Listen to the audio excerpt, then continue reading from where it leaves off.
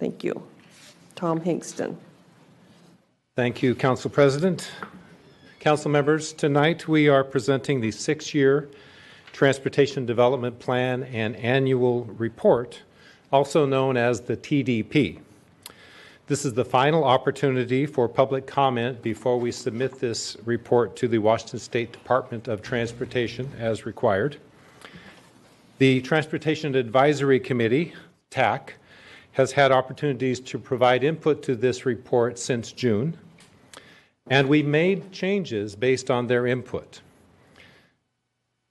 The TAC has reviewed this final draft and has recommended its acceptance. Now, although there are elements of budget in this plan, it is primarily a planning document. It's rich in vision and in aspiration and conservative in resources. The plan is necessary documentation of funded and unfunded projects so we can pursue grants as required and as needed. Sabina Popa, our program manager for planning and development, will now present the plan. All right. Sabina Popa, Everett Transit. Thank you for having us here tonight. As I have in previous years, I would like to briefly highlight some of the elements of this year's update to the TDP, which includes our activities in 2016 and some of the plans for the next 5 years.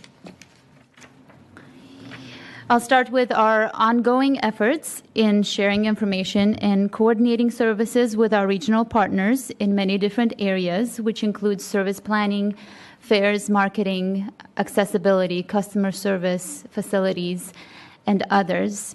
We work very closely with our regional partners to make sure our services are in sync. Regarding our fixed route service, we had a major service change in August of 2016, which included service improvements on routes 4, 5, and 17 in North Everett, and the realignment of routes 7 and 29.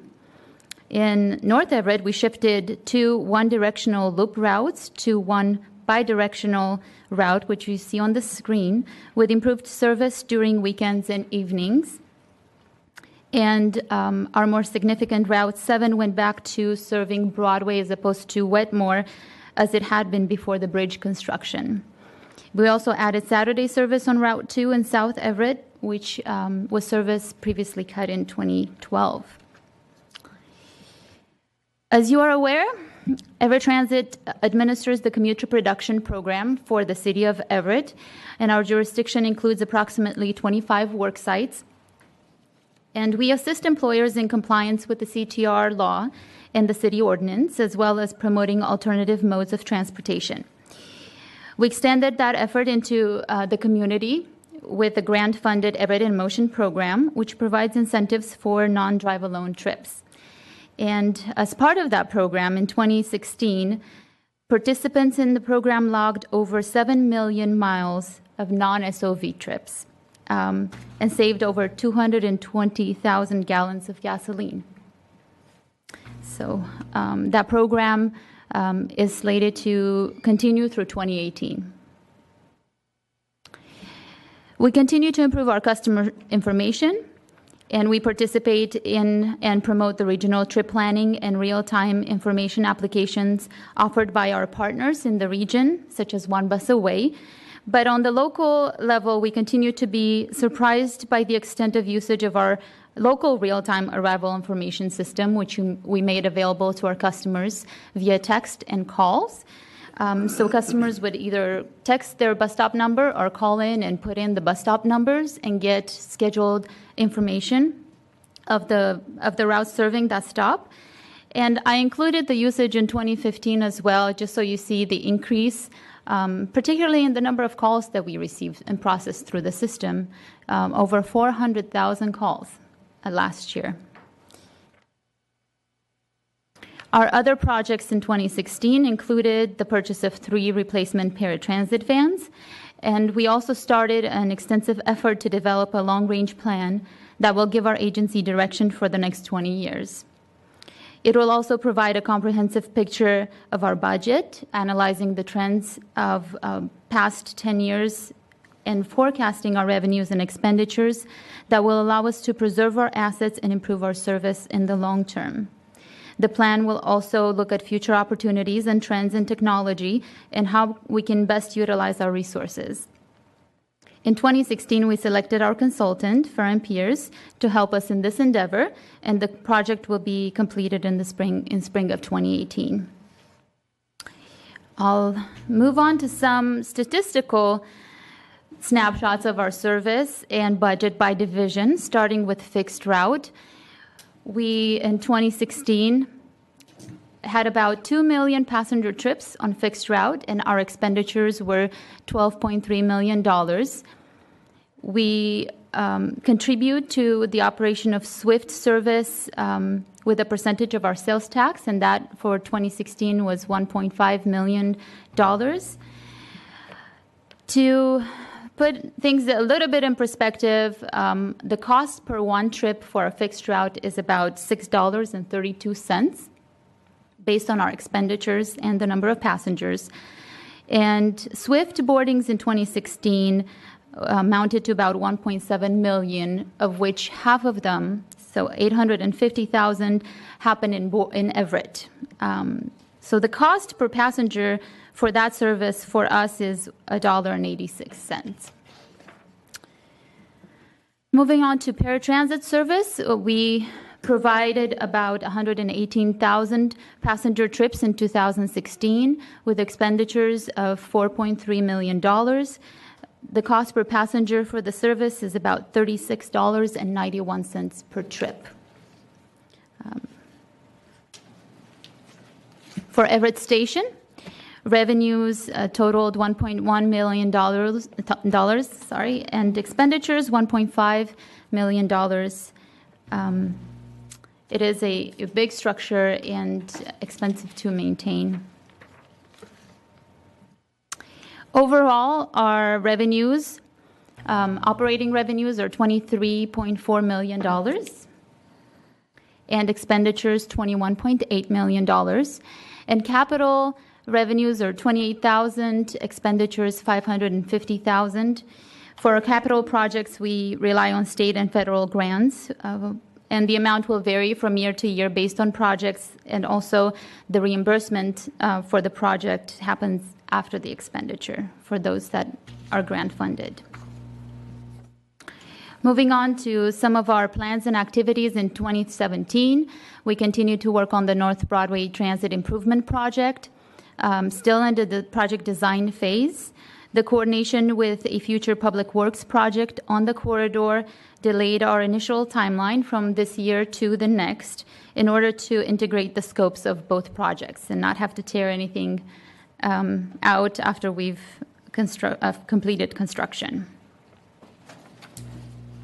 As you have heard before, we're still planning to purchase land for an expanded operations base. We're in the land acquisition phase this year. Our current base is, as you've heard, at capacity, and we are currently leasing space on California for our paratransit fleet, which we plan to move through this site. We've made some customer service improvements at our customer service center at Everett Station.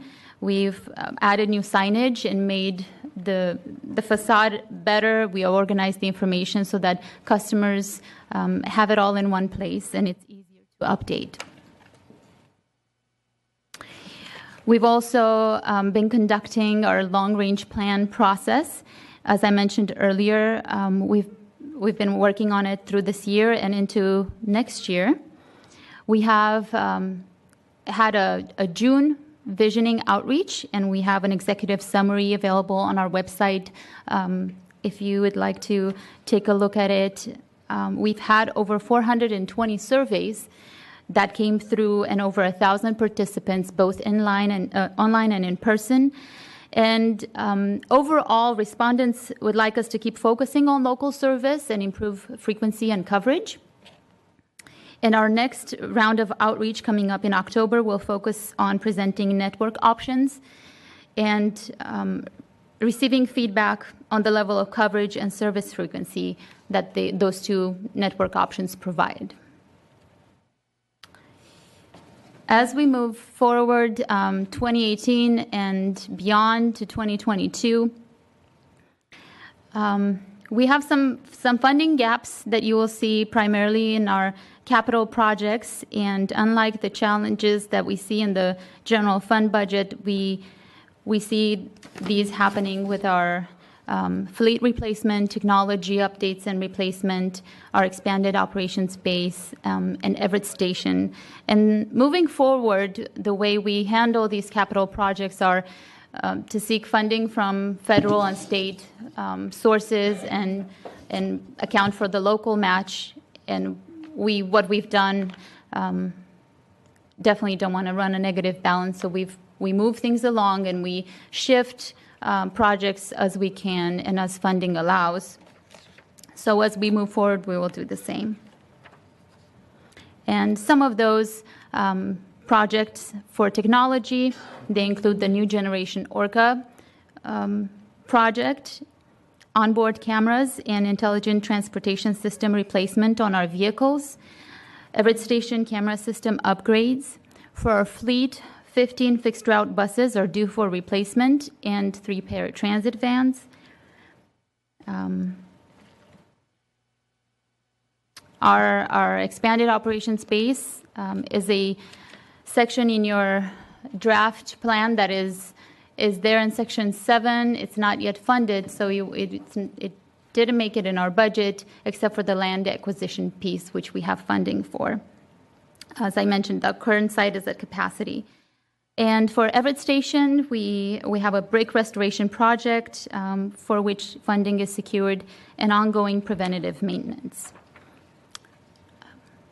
The document draft is found on our website, and we're still receiving comments and open to those by September 15. And that is my contact information, and I'd be happy to answer any questions you may have. Great. Yes, Councilmember Roberts. Thanks, President Tui. Sabina, thanks for the presentation. Just want a couple of questions. First of all, I understand from the discussion that we had at the TAC, at the Transportation Advisory Committee, that what we have before us in the Transportation Development Plan is here to satisfy the state requirements and also, if I understand correctly, and please correct me if I don't, the Federal Transit Administration requirements in reporting for the. In other words, it's sort of like the transit plan or the transportation plan that allows us to go compete for funds. Is that? Yes, it is a state requirement, but the document is also used in grant applications to show what our projects are that we're planning for and the local match available for those projects. Okay, thank you. And then I would be interested in getting the numbers, and I know they're in the plan, but I was interested in the per trip cost of the SWIFT service versus the regular per trip cost. That was pretty significant, and I just want to double down on that, so I did make sure I do understand those correctly. So for our share of the service, for fixed route, our cost per trip is $6.32 for our regular service, local service. For SWIFT, based on the amount of money we pay for the service and the amount of boardings in Everett only, the cost for us is $1.86. And is that the highest ridership of any one line that we have? For us, our highest ridership route is Route 7. Yes. Our SWIFT boardings, just for SWIFT, the total boardings is 1.7 million. Our total ridership for the whole system is 1.9, of which more than half are on Route 7. Okay, thank you. And then lastly, as we transition to the electric fleet, do we have worked out the EV charging capacity or the charging capacity for that fleet, or is that something that's related to the earlier discussion about the facilities? I'm just wanting to make sure that we are, taking care of those needs. Yeah.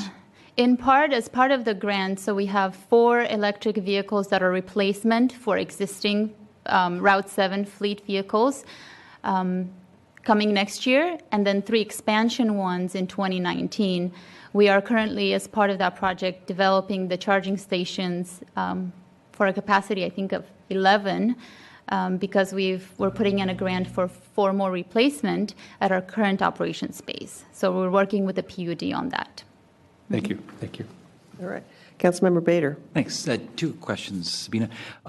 One, could you comment on the significance of the, like almost every year, 500 additional revenue hours for paratransit? It seems like a pretty significant, especially as fixed route hours stay the same. Yes, I think so.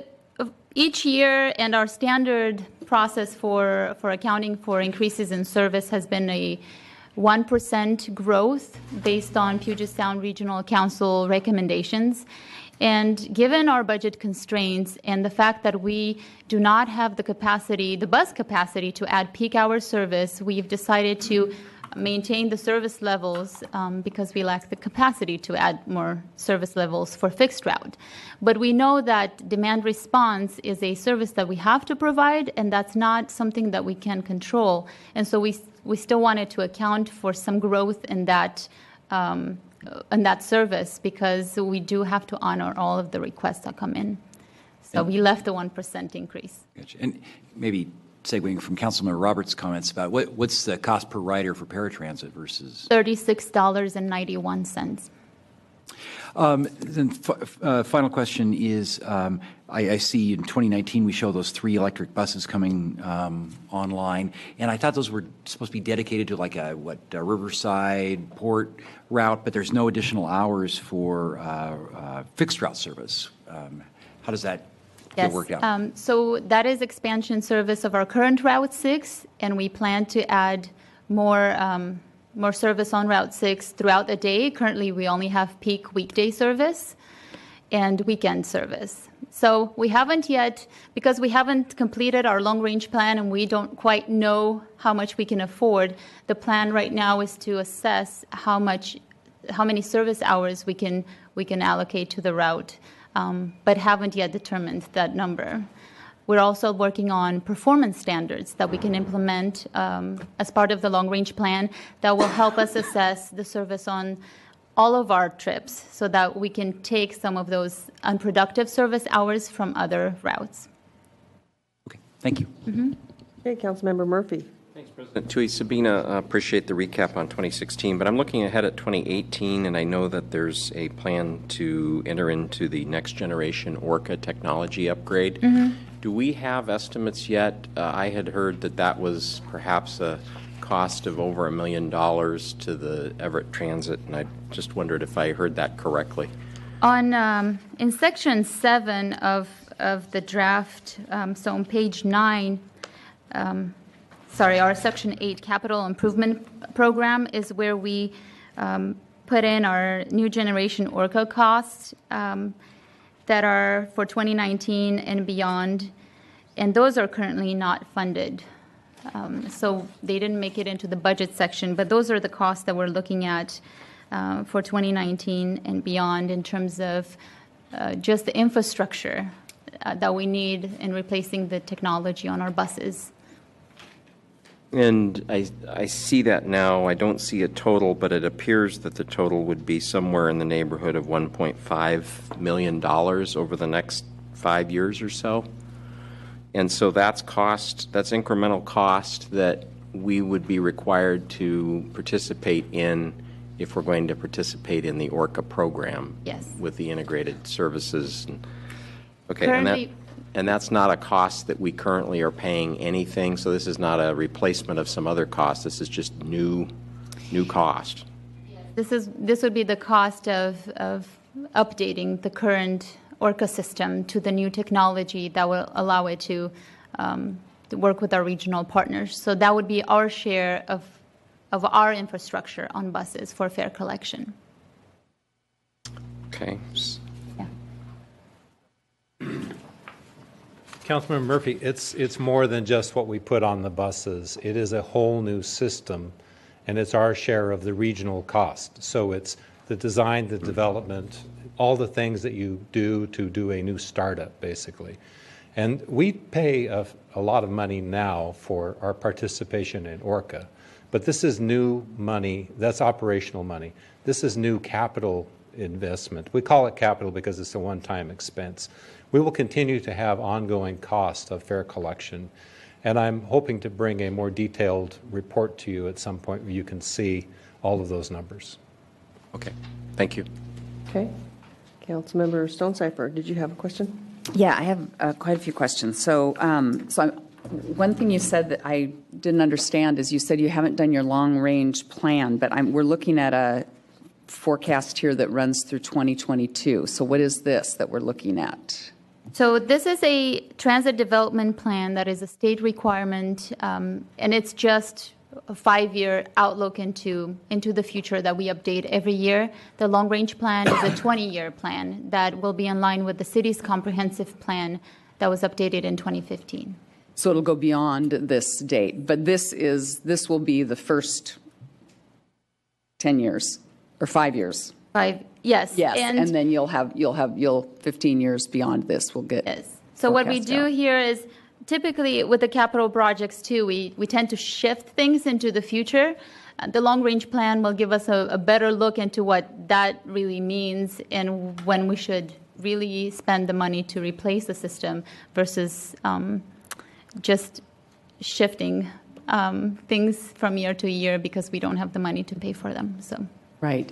And then this presentation, I didn't get a copy of it. I don't know if anyone else did, but I would like to receive a copy of that because it had some analysis in there that went by so fast I didn't have a chance to look at it. Okay, so questions. First question I have is when I look at your goals, one of the things that struck me is on I don't know, it's page 42, section 6, proposed action strategies, 1B. It talks about improving fixed route effectiveness by increasing boardings per revenue hour.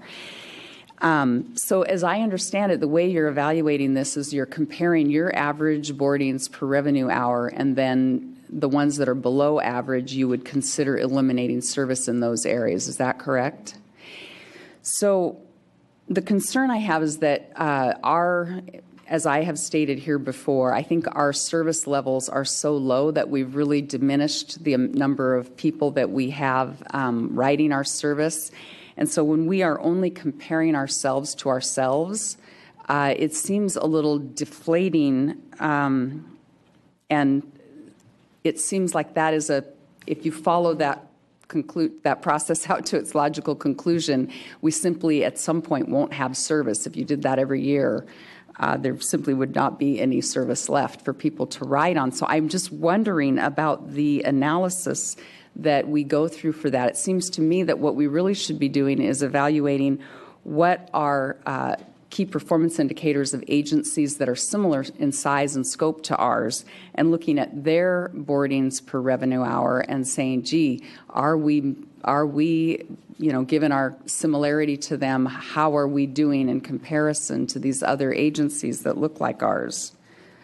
Even within our system, there's about 3 tiers of levels of service we provide. Routes like 7 and 29 have very high ridership, whereas some of the other routes like 2 and 18 have much below half of that. So we don't really look at comparing the highest ridership with the lowest ridership and cutting service completely, because we also look at coverage. What we did an example of that is in August of 2016, where we wanted to improve how we provide the service and looked at loop routes that perhaps could have better ridership if the service was bidirectional as opposed to a one-way loop. So we reallocated the service hours and added a little bit beyond that to the evenings, and shifted the service, not necessarily just keep cutting the service in terms of coverage. So the purpose of having and part of the long-range plan will also evaluate what performance indicators we should have and how often we look at these. Because right now, we have cut some service in 2012, and that was based more on trip-by-trip performance of 5 boardings per trip. So it was a little bit different than our standard process of looking at how we can improve and reallocate service hours, not just cut service. Yeah, I remember when we did that part. And then I'm looking at, in the same section, but number 2, preserve existing public transportation facilities. You mentioned that between 2017 and 2022, 22 fixed route vehicles and 20 paratransit vehicles are due for replacement. Are those listed in the capital improvement program? Because the numbers look so low that I can't imagine that they're in there. Not all of them. We list the ones that we do plan to replace. The numbers that you see in that section are the vehicles that have exceeded their useful life in age. And the rolling stock that we currently have is listed in the appendix. And for our fixed route buses, the useful life is now 15. It used to be 12 years. But we are looking at how many of our vehicles currently in stock have exceeded that. And we plan to replace at least a percentage of them in the near future as our resources allow. You won't, the 42 between the fixed route and the paratransit, 42 vehicles are not expected in this budget that you gave us expected to be replaced. No, those are just the numbers of vehicles that we know need to be replaced. That should be. So Yeah. you're really eking out extra life out of your vehicles and what is the average duration of a vehicle then? How long are we keeping them? It depends. We have vehicles as old as 21 years old, and the average life used to be 12, now it's 15. And it also depends on the mileage of the vehicle. So we up our maintenance cost as we keep these vehicles rolling, and we replace them as finances allow. And then, again, it talks about purchasing land and developing operations bases and develop a transit asset management plan due in September 2018. Are these funded projects, or, again, are they included in this? The Transit Asset Management Plan is a federal requirement that all agencies will have to produce. So we are working with WashDOT and our regional partners in producing that. And part of that is our rolling stock and our facilities. So what you see in this report, that's state mandated, but this is much bigger in scope. And we'll have certain goals and requirements that we have to target. So because that requirement is just recent, the plan is due in September of next year. And when transit asset management, is that just the vehicles and facilities included in that as well? Yes, and all of the equipment that is of a certain value that we own. Okay, and will we get a copy of that? Absolutely. Okay. And then I guess my last comment I would say is I would draw your attention, everyone, to page 11 in section X. When we look at the operating revenues and expenses, we look at a fund balance at the end of 2016 actual of $10.5 million. By 2022, we're down to under $2 million, and I'm presuming that if you expand that out, we go below zero. And I would submit that this is really an agency that is under extreme financial stress, and I just don't see, given what you've told me about some of the important investments that we need to make in this, I just don't see how we continue in the same way that we have continued. This just seems, my accounting hat on, I would say this is a dying operation. What are we planning to do? I mean, what's the long-term plan for funding? And I know this isn't you. What's the long-term plan for funding our transit operations? I don't think we can keep going like this.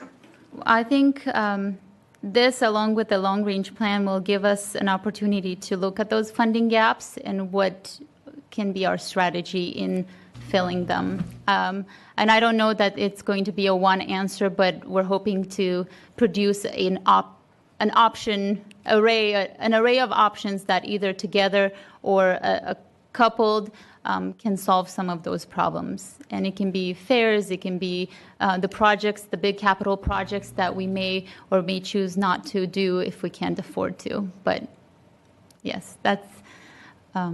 Wow, it's going to take a magic act to really figure out where we go next. Okay, more to come. Thank you very much. Okay, any more, Councilmember Franklin? I just have questions to that long-range plan. What's the timeline for the long-range plan? Who's involved in creating the long-range plan? When will we see the first iteration of it? And Sure. If I may scroll back, I don't know if you can see. Can't read that slide. I'm sorry, I need new glasses. I do have brochures that I'll leave with you.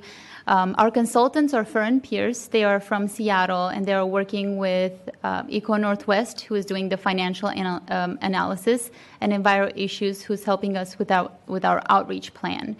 And in June, we went out, we sent over 20,000 mailers and held a number of public meetings to receive back input. We have a project website that you're welcome to look at and see what we've done so far. And I believe we have even a YouTube video of our presentation at the Visioning Outreach. So right now, the consultants are taking that feedback and producing network options, which will then bring back to the public in September, October, in October primarily. Again, we'll have a series of meetings, we'll have Herald ads, we'll have Facebook posts and press releases to get the survey results back in terms of what network options we should have. And from there, along with the financial analysis, we will draft a document that contains all of that information and bring that to you in January. And then the final document we plan to have in March.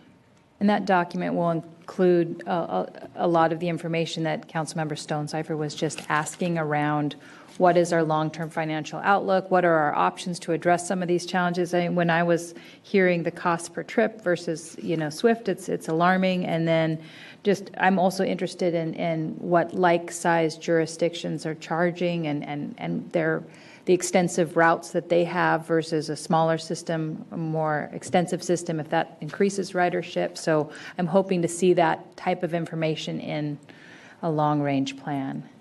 Yes. I do have to address one. Yeah. I do have to address one thing before we leave. We wanted to share with you the numbers on Swift just to show that it is a great value to the city. It is by no means the true cost of that service. It is a fraction of the cost of the service. Community Transit's operating costs are greater than ours. Yeah. So I just wanted to make sure that we don't That's think what it's costing us. that our cost for that level of service and what it would, so to compare to what it would cost us if we were to do it ourselves. Got it. Thank you. Thank you. Thank you for that clarification. Okay, I have just one clarification. So on the budget, there was quite a bit of transfers to the capital reserves, which affects the ending balance. And so for this year, it's a little over $5 million. And is that for the property? Yes. Purchase? That's part of that, okay. yeah. And then there's still, there's a total about $9 million over the next 4 or 5 years that is earmarked for capital reserve. Yeah, part of that is fleet replacement of our vehicles. Mm-hmm. Great. Any other questions? Okay, thank you. We will now open up for public hearing for comments on the 2017-2022 Everett Transit Development Plan and the 2016 Annual Report. I have one speaker tonight, J.T. Dre, who requested 5 minutes. So please step forward and address your comments to the council, please. Thank you, Council President Tui. Before I start, I'd like to say, last week you had Ryan Sass address you about complete streets, and actually that is kind of a component of all of this transit issue because, as I heard this morning at a presentation by Todd Morrow from Community Transit, the metric that they're going to start shooting for, and I'll explain this at the end, is a 1/4 mile walk to the nearest stop and frequency of 15 minutes between buses. And the ability to walk to a stop is a component of that whole structure that they're shooting for. And in spaces where there are not sidewalks, like in South Everett, it's harder to walk to a stop. So that's so the complete streets, I was going to say, is a worthwhile project that you've instituted as an ordinance in the past. As Mr. Hinkson said, the TAC committee voted in favor of this with 1 no vote, and I was not allowed to explain my no vote to the committee, so I'd like to do it right now. I see this as pretty much same old, and the most salient point, and you've been dancing around it, is yes, there is 30 to 40% of the population that is very poor in Everett, and it's 30%, and more of them probably ride the bus than drive cars. So you are dealing with a very poor population, but some alternatives here. And the first is, it's just not a sensible business practice, at least where I come from, to continue the fare at the current exceptionally low rate indefinitely, which seems to be what this plan wants to do. Secondly, the devolution of service, starting roughly after the arrival of Swift. This is my apprehension of how it developed. After the arrival of Swift, the Great Recession, and the sales tax giveaways, service seemed to start to go down, at least in terms of, and when I reference service, I'm generally talking about neighborhood service, because corridor service could be provided by the community transit folks. A